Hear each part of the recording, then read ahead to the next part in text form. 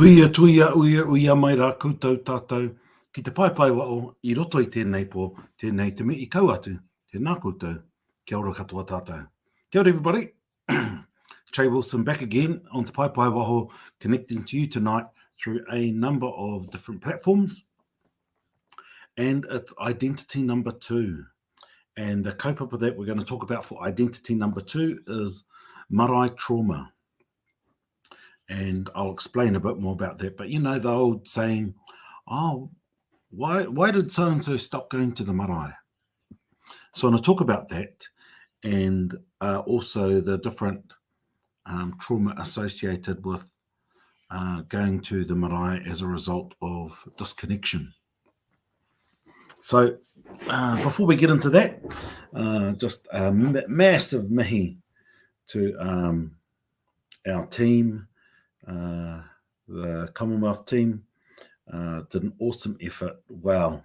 Le me kauatua ana kia koutou. And also happy birthday to Mim. Ko tō rā wānau. Ko koe tēnei e kuia aere ana. But yeah, happy birthday, Mum.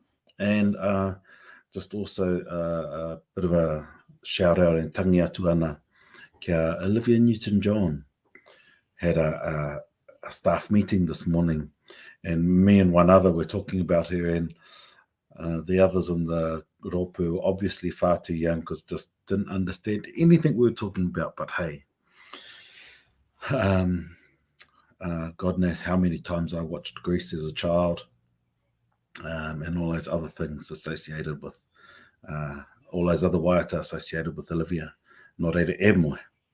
So last week I started a conversation about identity and finding our place. Because the question is, ko wai koe, nā wai koe, e au ana koe kiwa.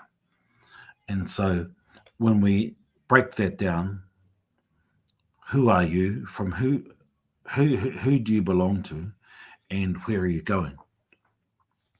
A key component of identity is pepeha.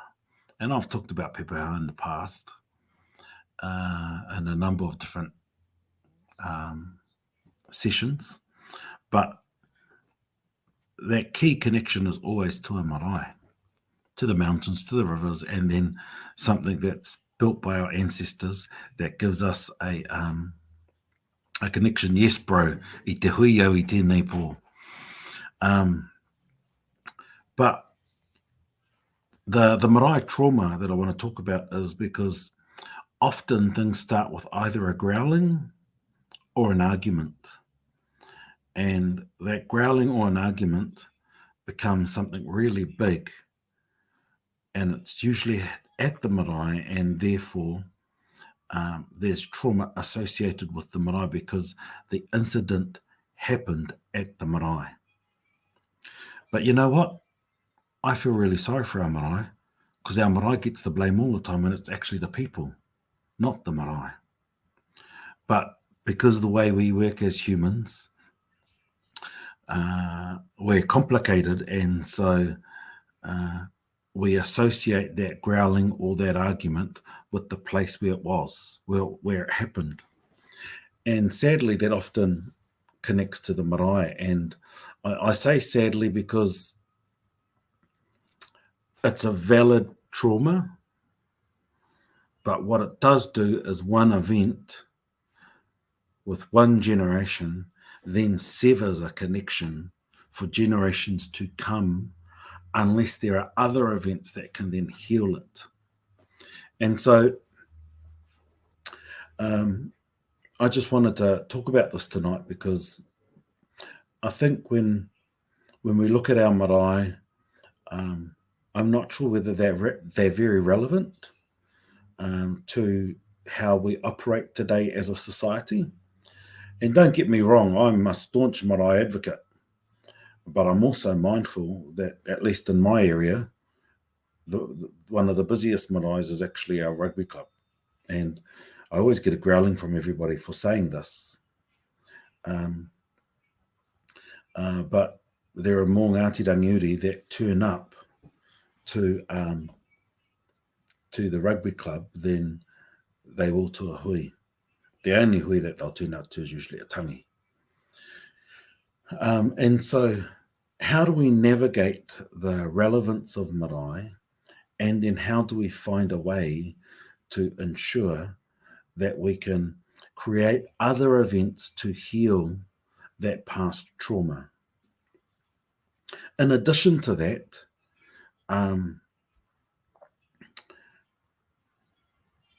sometimes the trauma is so old that people can't actually remember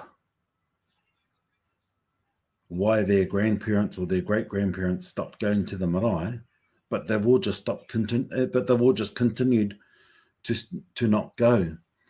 And so I think it's really important to find out. And if it's lost in your family memory, the incident that happened, then you have to find out, well, or have the discussion, do you really need to keep that going? Because if you choose to keep it going and you don't really remember, or wasn't really told why, is that valid enough today? Granted, we have different lives today. Sport, recreation, going fishing, hunting, and other things may be more important for you. And don't get me wrong, I enjoyed going fishing in the weekend too. It was bloody awesome in the wānanga that I had over the weekend. But the other thing is that if the trauma has been lost, then you might want to just actually find your own way to heal and bridge it for your mokopuna. If you're not interested in healing, then but you're still interested in culture, then I think we should be looking at what's going to work. Because when I think about that, I'm a bit worried, because it's a bit like these tikanga Nazis who go, oh, you can't do that, you can't do this. They're just holding on to it because they've never seen it happen before. But, I've talked at many hui where in the 1970s and 1980s, all the women were sitting in the front seats, not the men. And then things change over time. And now women only are allowed front seats. So there are things that happen, and sometimes we know the reasons for it, sometimes we don't. But that original growling, whether that's an issue at the marae, at a hui, at a tangi, or whether there's kapahaka or other events held at the marae, there's trauma there. What I really encourage people to do is at least acknowledge the trauma and don't just leave it there. But you have to also decide whether you want to carry your parents' or grandparents' trauma. And you have to find ways to work out how you can massage those knots out of you so that you don't carry their stuff. And I say massage deliberately because sometimes this trauma does become knots in our body, and you just got to really get in there and just push those no out of your system. How do we do that? There are a whole range of ritenga that can be done to help get rid of trauma, but that's a completely different kaupapa to discuss at some stage. But I think what I would say is the first way to do it is to find aroha in your heart if you think the marae is an important place for your children to reconnect. And even yourself. The other thing you have to also be mindful is sometimes our children and grandchildren learn quicker than us as adults. And we've got to make sure that we don't get jealous on our journey of reconnection. And you might go, I'll never get jealous of my kids. But sometimes, as a result of the trauma, it plays funny games on us. And so it plays funny games, it brings out ugly monsters within us, and we've just got to work through and identify it. And if we can identify it, that can help us to shift behaviors. Because by shifting behaviors, it's the same as massaging those knots out. Because life's too short for us to hold on to rubbish, and often we hold on to too much shit. And instead, we have to find ways to navigate the trauma and then get the building blocks back to start to reconnect to place, to locations, and to the geographical features that are intimately connected to our makeup as people. And I'm not just saying that they're just intimately connected to our makeup mentally, but also physically, because our tupuna gathered and ate the food from those places, and therefore it's within us. There's a lot of fear that happens, and that fear can be a massive block. It, like this, just stops us from going there. And talk to yourself out loud and just say, oh, well, I'm scared of this, this, and this. And then hopefully when you hear it, it might tell you, oh, actually, it might not be as bad as I thought. Because remember, this fella here is so strong, creates Hollywood award-winning movies, and they're not helpful. Which is why if you say it out loud, that might be the first action in releasing it from your body. And so, just check. Find different methods to help you check how real the trauma is. And if it is, hopefully it's a means to helping us, to help us heal. So it's identity number 2 in Marae Trauma, because, why did so-and-so stop coming to the marae? Oh, that's right, they had an argument.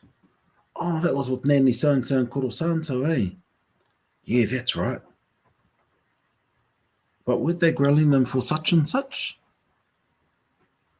Oh, that wasn't what I was told. And so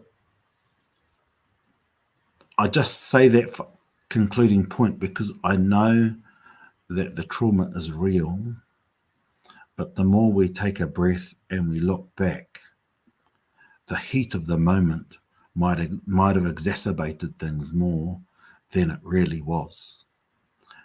And hopefully we can find some love in our hearts to stop, to think and go, do I really want to carry this on? So ka te ake. And it's okay to be scared, because that's a valid emotion. But talk to people to help you through that fear. Talk to people to test whether the fear is real.